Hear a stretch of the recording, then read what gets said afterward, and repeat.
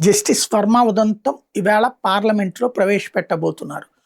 200 మంది పార్లమెంటు సభ్యులు ఇచ్చినటువంటి దరఖాస్తు ఆధారంగా విచారణకి ఆదేశించినటువంటి స్పీకర్ చేయించిన విచారణ నివేదిక ఇవాళ సభ ముందు ఉంచబోతున్నారు. జస్టిస్ వర్మ గారి ఇంట్లో జరిగిన అగ్ని ప్రమాదం సందర్భంగా ప్రమాదంలో మంటలు ఆరాక చూస్తే నోట్ల కట్టలు సగం సగం తగలబడ్డటువంటి దృశ్యాలు బయటపడ్డాయి. ఆ తరువాత అక్కడ వెరిఫై చేస్తే లోపల కట్టలు ఇంకా ఉన్నాయి అన్నటువంటి విషయం ఆ లోపల ఆర్పినటువంటి కానిస్టేబుల్ చెప్పుకొచ్చాడు.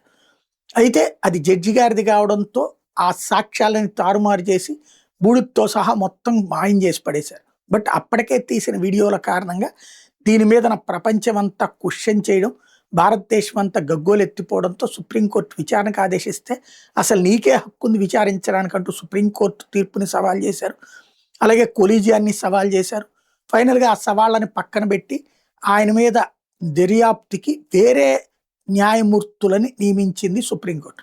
ఆ న్యాయమూర్తులు ఇచ్చిన ప్రాథమిక నివేదిక తర్వాత తుది నివేదికలో ఆయన దగ్గర నోట్లో ఉన్న మాట వాస్తవం, తగలబడిన మాట వాస్తవం, ఆ కేసుని దారి మళ్లించే ప్రయత్నం చేసిన మాట వాస్తవం అని నివేదిక తేలింది. దాంతో కొలీజియానికి నియామకాలు చేసుకునే అధికారం పెట్టుకున్నాం కానీ తొలగించే అధికారం లేదు. కాబట్టి ఈ తొలగించే అధికారం ఉన్నది పార్లమెంట్కే, కాబట్టి ఇంపీచ్ చేయండి అంటూ సుప్రీంకోర్టు పార్లమెంటుని అడిగింది. కేంద్ర ప్రభుత్వానికి లేఖ రాసింది. కేంద్ర ప్రభుత్వం ఆ విషయాన్ని పార్లమెంట్లో ప్రవేశపెట్టింది. ఈలోపు 200 మంది ఎంపీలు ఆయన్ని తొలగించాలంటే అదంతా కూడా ఇంపీచ్మెంట్ ప్రొసీజర్ ప్రకారం ఎంక్వైరీకి ఆదేశించడం. ఆ ఎంక్వైరీలో ఇచ్చినటువంటి రిపోర్టు ఇప్పుడు చూసిన తర్వాత ఈలోపు ఆయనకు అర్థమైపోయింది ఆయన ఎట్లాగూ తీసేయక తప్పదని. కాబట్టి ఆయనే రాజీనామా చేసేశారు. కానీ రాష్ట్రపతి రాజీనామాని ఆమోదించలేదు. అంటే గౌరవప్రదమైనటువంటి వీడ్కోలు పలుకుదాం అనుకున్నారు.